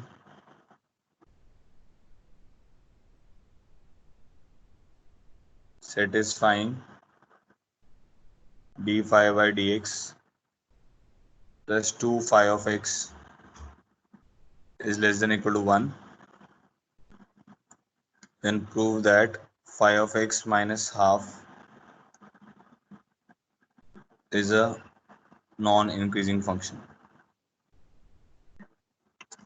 देखो ट्राई करो इसको। नॉन इंक्रीजिंग का क्या मतलब होता है? डिक्रीजिंग और कांस्टेंट हो सकता है, तो इसका डेरिवेटिव मतलब आपको less than equal to 0 prove करना है phi x माइनस हाफ का।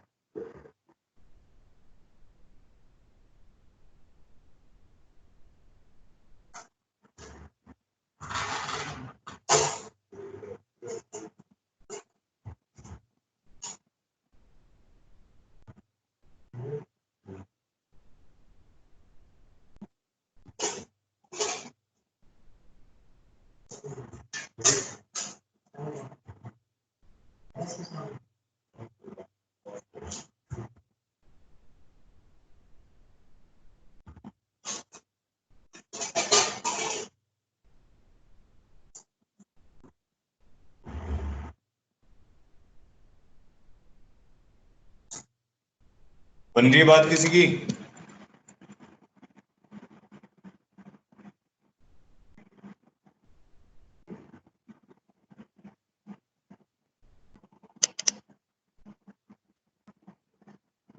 phi x be a differentiable real valued function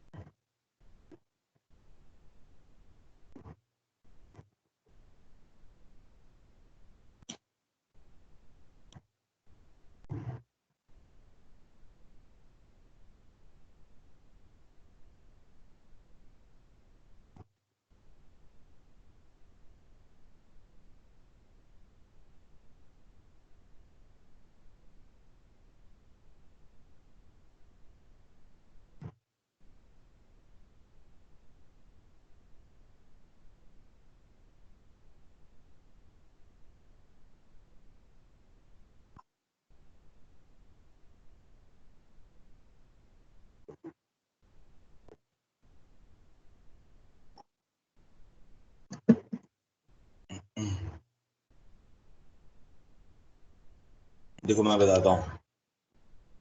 अब इसमें क्या है ना, इसमें ऐसा कुछ नहीं दिया हुआ phi x पॉजिटिव है नेगेटिव है, ऐसा कुछ भी नहीं दिया उसने इस प्रॉब्लम में ना।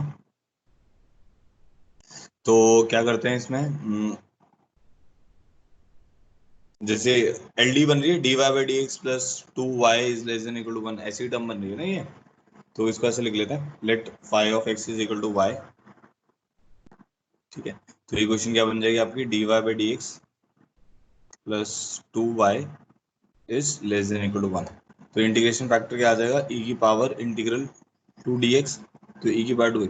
देखो इनइक्वालिटी तो सॉल्व तो वैसी ही होगी क्वेश्चन की तरह, बस वही आपको ध्यान रखना है पॉजिटिव नेगेटिव का, कि मैं इसको इधर उधर कर सकता हूँ, मल्टीप्लाई कर सकता हूँ, बस इन चीजों का ध्यान रखना है। तो इसको मल्टीप्लाई करेंगे, e की पावर 2x से मल्टीप्लाई कर देते हैं, प्लस 2y। ठीक है, e की power 2x is less then e की पावर 2x। ठीक है जी, ये बात तो हमारे को समझ आ गई। अब इसको मैं ऐसे लिख सकता हूँ, देखना ध्यान से, d by D x of e की power 2x into y is less than d by D x of e की पावर 2x बाई 2। बताओ भाई सोच के।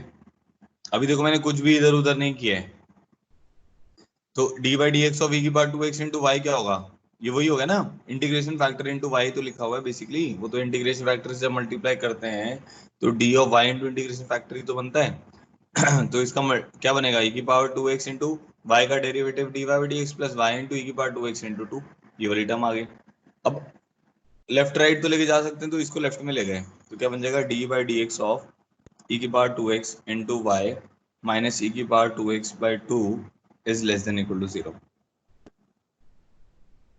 समझ आ गया कैसे लिखा है, ई की power 2x into y minus e की पावर 2x बाई 2। अब मेरे पास क्या टर्म आ जाएगी, d by D x of e की पावर 2x कॉमन आ गया into y minus half is less than equal to 0। ठीक है जी, ये टर्म आ गई। अब इससे हमें क्या कंक्लूजन आएगा, इससे ये कंक्लूजन आ जाएगा कि ई की power 2x into y minus half जो है उसका डेरिवेटिव नेगेटिव होता है, तो इसका और इक्वल टू 0 भी हो रहा है ना इसमें, तो इसका मतलब क्या है, हो सकता है वो इक्वल टू 0 किसी इंटरवल पे हो जाए, तो ऐसा कुछ गिवन नहीं है, बट वो नॉन इंक्रीजिंग फंक्शन बोलने डिराइव करने को कह रहे हैं, इसलिए हम यहाँ पर ये बोल देंगे कि ई की power 2x into y minus half, y क्या था 5x minus half, is a decreasing और कांस्टेंट फंक्शन। ये तो क्लियर हो ही रहा है, कांस्टेंट भी हो सकता है क्योंकि उसका डेरिवेटिव उस केस में 0 आ जाएगा, वो थ्रू आउट 0 हो जाएगा।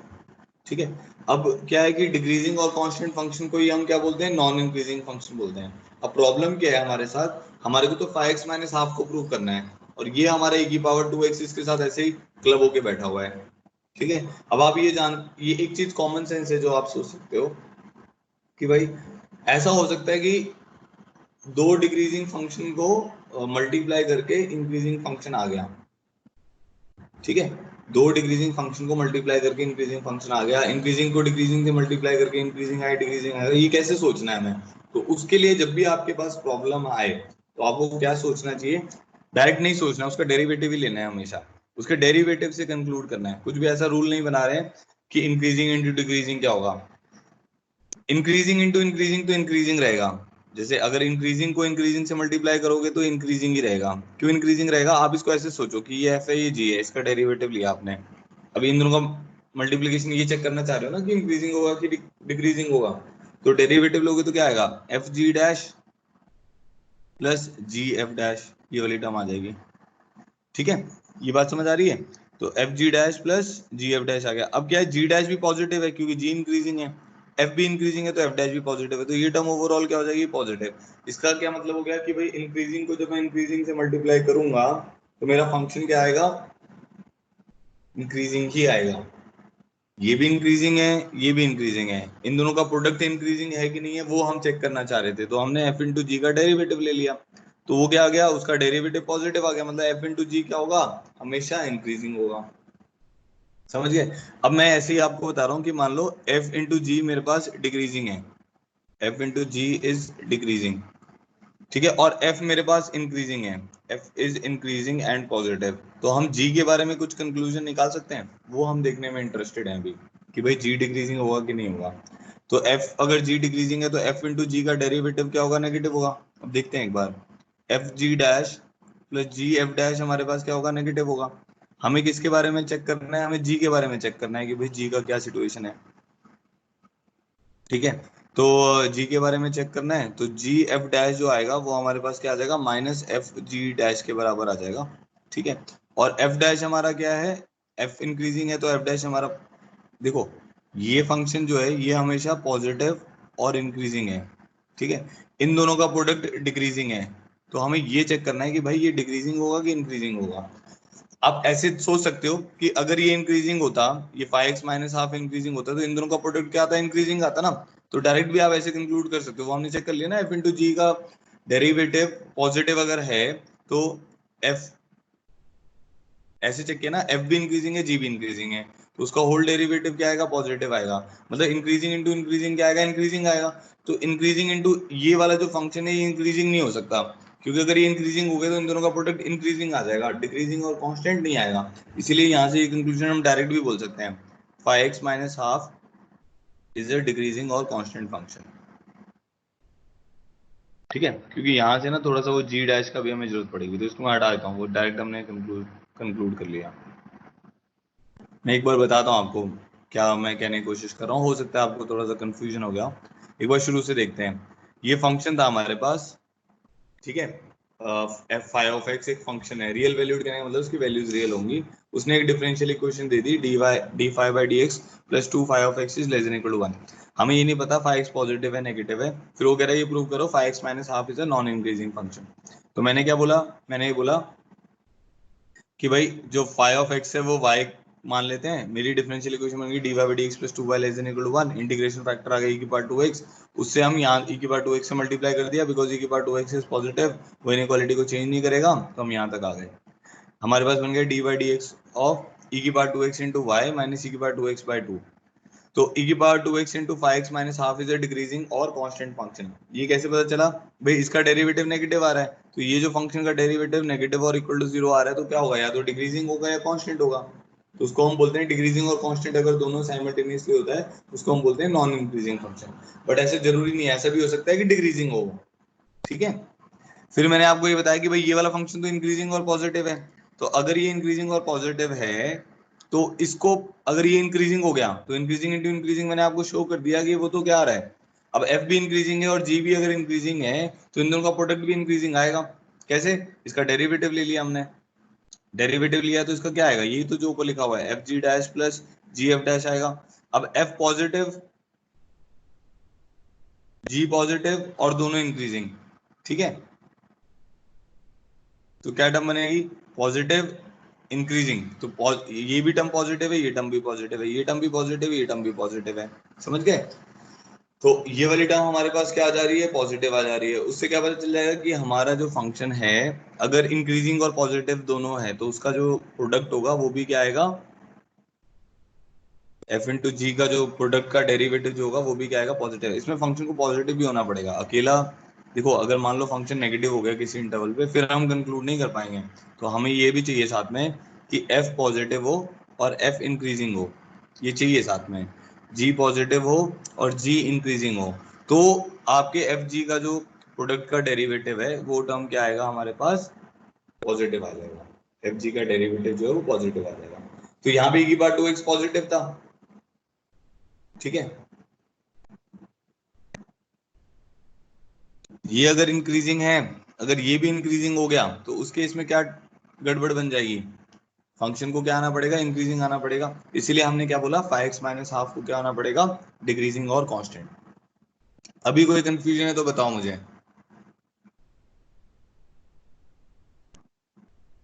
नहीं तो ऑल क्लियर कर दो इसमें।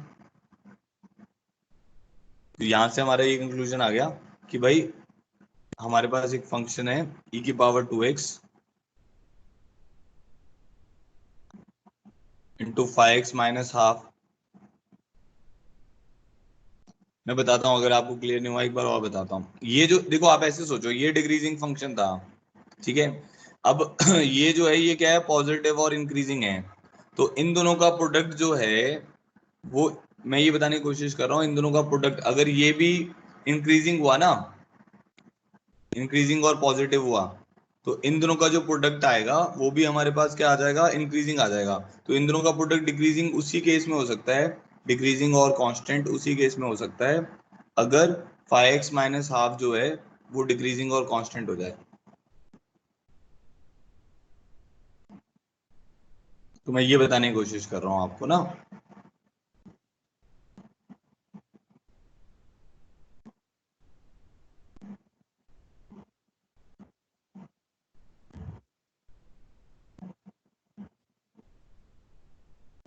कांस्टेंट के बारे में आपको ऐसे कमेंट करना पड़ेगा, वो तो अगर आप ये कांस्टेंट मान लेते हो ना, देखो k इंटू ई की पावर टू एक्स आपने इसको कांस्टेंट मान लिया,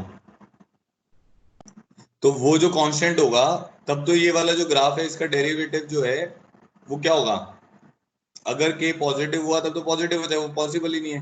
तो k या तो जीरो होगा या k नेगेटिव होगा। तो कांस्टेंट के बारे में आप ऐसे कमेंट कर सकते हो। तो फाइव एक्स माइनस हाफ को अगर मैं k मानता हूँ तो या तो k जीरो हो जाए या k को नेगेटिव होना पड़ेगा। आप इसको ना वैसे ज्यादा अगर मतलब ऐसे डेरिवेटिव से ना भी सोचो, आप इसको ऐसे सोचो, दोनों फंक्शन अगर इंक्रीजिंग और पॉजिटिव हो गए ना, इंक्रीजिंग और पॉजिटिव, या तो इसको नेगेटिव होना पड़ेगा, मतलब अब फंक्शन अगर है तो हमेशा नेगेटिव नहीं होगा ना। अब ये हमारे पास क्या आ रहा है, ये हमेशा ही less than equal to zero आ रहा है, हमेशा ही लेस देन जीरो आ रहा है। तो इसका मतलब है कि भाई अगर ये फंक्शन इंक्रीजिंग और पॉजिटिव कहीं पर हो गया तो इन दोनों का प्रोडक्ट जो है वो इंक्रीजिंग आएगा, वो डिक्रीजिंग नहीं हो सकता। इसीलिए उसने बोला कि 5x माइनस हाफ को डिक्रीजिंग और कांस्टेंट ही होना पड़ेगा।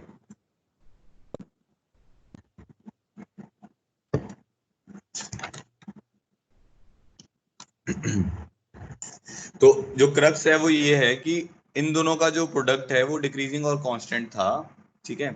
ये हमारा पहला वाला फंक्शन इंक्रीजिंग और पॉजिटिव है, ठीक है। तो ये जो दूसरा फंक्शन आएगा इसको डिक्रीजिंग और कांस्टेंट होना पड़ेगा, तभी इन दोनों का प्रोडक्ट भी डिक्रीजिंग और कांस्टेंट होगा,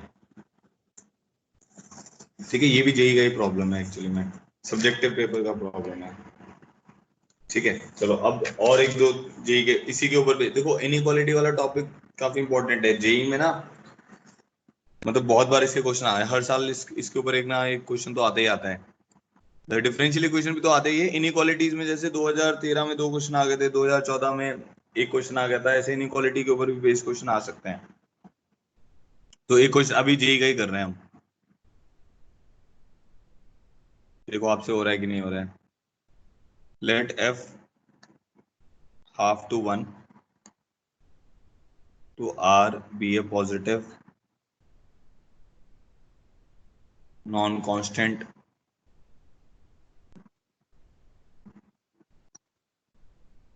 and differential function such that x is to f of x, ठीक है, and f dash x is less than 2f of x and f of half is equal to 1, then the value of half to 1 f of x dx lie in the interval। अब इसमें क्या है, differential equation और indefinite integration को mix कर दिया है। तो एससी क्यू है ये, ऑप्शन दे रहा हूं मैं इसके 2e minus 1 to 2e,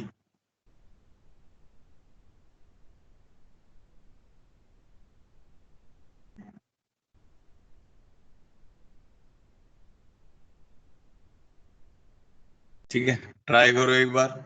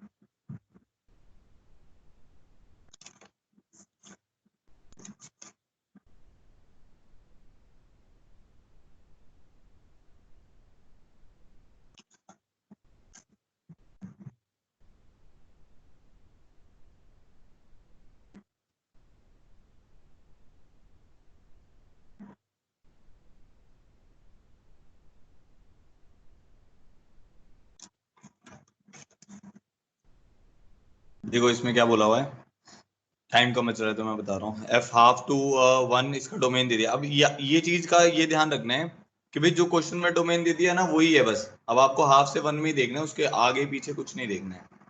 तो हमारा एक्स पॉजिटिव हो गया, एक चीज हमें ये पता चल गई। आर बी ए पॉजिटिव, अब उसने ये भी बोल दिया be a positive non constant and differential function. Constant नहीं है मतलब एफ डैश एक्स 0 नहीं होगा, ठीक है। पॉजिटिव हो गया तो आपको ये भी टेंशन खत्म होगी कि भाई वाई भी मेरा पॉजिटिव है, ठीक है। तो जनरली हम देख ही रहे हैं कि जो डिफरेंशियल इक्वेशन इन इक्वेशंस वो दे रहा है उसमें एक्स और वाई कोशिश कर रहा है वो पॉजिटिव दे आपको। तो D Y by D x हमारे को दिया हुआ है इज लेस देन 2x, ठीक है। 2y है 2x है 2y सॉरी 2y, ठीक है। और एफ ऑफ हाफ की वैल्यू उसने दे दी है, एफ ऑफ हाफ की वैल्यू इज 1, ठीक है। इतना तो हमें समझ आ रहा है। तो यहां से हमारे पास क्या आ जाएगा, अब ये बन जाएगा d Y by D x minus 2y is less than 0। इसमें कोशिश करनी है कि आप एलडी से सॉल्व करो, ठीक है, मैं ये कोशिश करता हूँ कि एलडीसी, क्योंकि अगर d by D x plus P y equal to q वाली फॉर्म बन रही है तो एलडीसी सॉल्व करने की कोशिश करते हैं। तो इंटीग्रेशन फैक्टर क्या आ जाएगा, ई की पावर माइनस टू डी। ऐसा नहीं है आप किसी और वेरिएबल से करोगे तो गलत हो जाएगा, एलडीसी थोड़ा इजी रहता है, ई की पावर माइनस टू एक्स आ जाएगा। ठीक है, तो ये क्या बन जाएगा, ई की power minus two x is a positive quantity, तो d by D x of y into ई की पावर माइनस टू एक्स, ठीक है, इज लेस देन ई की power minus two x into zero is zero. ठीक है, ये वाली term आ गई मेरे पास। अब इससे क्या पता चल जाएगा मेरे पास, इससे क्या पता चल जाएगा हमें, y इंटू की पावर माइनस टू एक्स का डेरिवेटिव जो है वो नेगेटिव है। इससे क्या पता चल जाएगा कि y इंटू की power minus two x is a decreasing function, y into की power minus two x is a decreasing function. ये बात समझ आ गई? कैसे पता चल गया कि भाई इसका डेरिवेटिव नेगेटिव आ रहा है तो ये डिक्रीजिंग फंक्शन हो गया। डोमेन क्या था हमारे पास, हमारे पास डोमेन है हाफ से वन, अब उस पर लगा देते हैं, और तो कोई ऑप्शन है नहीं हमारे पास। ठीक है, और हमें निकालना क्या है, हाफ से वन का इंटीग्रल निकालना है, उस पर फंक्शन को लगाओ। तो ये y जो है वो एफ ऑफ एक्स ही तो है, तो एफ ऑफ एक्स इंटू ई की power minus two x is a decreasing function. तो एफ ऑफ एक्स इंटू ई की पावर माइनस टू एक्स लगा दिया, तो यहाँ पर कितना आ जाएगा, एफ ऑफ हाफ इंटू ई की power minus one. Inequality change करनी पड़ेगी, समझ आ रहा है, क्योंकि डिक्रीजिंग फंक्शन है, is greater than equal to F of one into ई की पावर माइनस टू, ये वाली टर्म आ गई। ठीक है, तो हमारे पास अब क्या आ जाएगा, f of x divided by e की पावर टू एक्स, इस तरफ छोटी वैल्यू लिख देते हैं which is f of one divided by e square, और इस तरफ बड़ी वैल्यू लिख देते हैं, एफ ऑफ हाफ की वैल्यू कितनी दी हुई है, एफ ऑफ हाफ की वैल्यू वन है, तो ये वन डिवाइडेड बाई ई आ जाएगा। अब ई की power two x is a constant positive function, constant नहीं है, इंक्रीजिंग है और पॉजिटिव है, तो पॉजिटिव है तो इनइक्वालिटी से मल्टीप्लाई कर सकते हैं, तो हमारे पास आ जाएगा f of one into e square into ई की power two x is less than f of x is less than e की power two x divided by e. अब हम क्या करेंगे, इसको इंटीग्रेट कर देंगे, इनइक्वालिटी है फंक्शन की हाफ से वन के ऊपर। ठीक है, तो इसके आप पता है आपने डीआई में पढ़ा हुआ है कि हम इंटीग्रेशन कर सकते हैं, तो इंटीग्रेशन करेंगे तो हमारे पास आ जाएगा half to one f of one by e square into ई की power two x d x is less than equal to half to one f of x d x is less than equal to half to one e की power two x by e d x. ठीक है, अब f of one by e square into ई की power two x divided by two half से one, ये आपका ये आपको निकालना है, हाफ से one f of d x की रेंज ही निकालनी है ना हमें। ठीक है जी, is less than equal to, ये टर्म क्या बन जाएगी, ई की power two x by two e half से वन। तो आई की जो वैल्यू आ रही है वो आ रही है अब हमारे पास f of one by e square two e square, यहाँ पर वैल्यू आ जाएगी ई माइनस ई की power two minus e less than equal to, यहाँ पर आ जाएगा ई की power two minus e divided by two e. ठीक है, तो आई की जो हमारी वैल्यू आ रही है वो आ जा रही है f of one into e minus one divided by two is less than equal to e minus one divided by two, तो ये इसकी रेंज आ जा रही है। ऑब्वियसली ये वाली जो वैल्यू है, ये वाली जो वैल्यू है ये पॉजिटिव होगी, क्योंकि ई माइनस वन पॉजिटिव है, एफ ऑफ वन भी पॉजिटिव है। ठीक है, तो जो मोस्ट अप्रोप्रिएट ऑप्शन लग रहा है ई माइनस वन बाई टू उसकी मैक्सिमम वैल्यू है ना, तो डी इसका मोस्ट अप्रोप्रिएट आंसर हो जाएगा। ठीक है, समझ आ गया? एक बार और देखो हमने क्या किया था, हमारे पास ये इनइक्वालिटी थी, differential inequality, minus two y किया, इंटीग्रेशन फैक्टर से मल्टीप्लाई कर दिया, फिर वो डिक्रीजिंग फंक्शन आ गया, हाफ से वन पे लगा दिया, और फिर उसके ऊपर डी आई लगा दिया। ठीक है, तो इस टाइप के क्वेश्चन काफी ज्यादा आते हैं जेई एडवांस में, और मेंस में भी अब आने लग जाएंगे, क्योंकि क्या है कि इसमें दो तीन चीजों का क्लब हो गया ना। आपने देखा कि ज्यादातर क्वेश्चन ऐसे आ रहे हैं कि डिफरेंशियल इक्वेशन के अच्छा आप फंक्शन निकाल रहे हो, फिर उसके बाद आपको सॉल्व करना पड़ रहा है। ठीक है, कल इसी को कंटिन्यू करेंगे।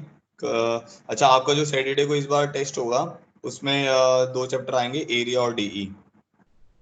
ठीक है, तो कोशिश करें कि मॉड्यूल आप कर लें, नहीं तो आपके फिर मार्क्स नहीं आएंगे। ठीक है, उसका पैटर्न क्या होगा वो मैं आपको बाद में बताऊंगा जब मैं बनाना स्टार्ट कर दूंगा पेपर को। ठीक है, तो सैटरडे को मोस्ट प्रॉब्ली मैथ्स का टेस्ट है, और अगर सैटरडे को नहीं हुआ तो संडे को हो जाएगा, अगर हम क्लास रखते हैं सैटरडे को। और एरिया और डिफरेंशियल इक्वेशन उसमें पूरा आएगा, तो डिफरेंशियल इक्वेशन कल या परसों तक मैक्सिमम खत्म हो जाएगा। ठीक है, तो अपनी पढ़ाई करें, जो भी मॉड्यूल के डाउट्स वगैरह हैं मुझे बताएं, ताकि हम उसकी डाउट क्लास भी रख पाएं। ठीक है, कल की एक्स्ट्रा क्लास के बारे में कल ही बताऊंगा आपको। ठीक है, चलो मिलते हैं। Thank you so much for joining in, have a good day.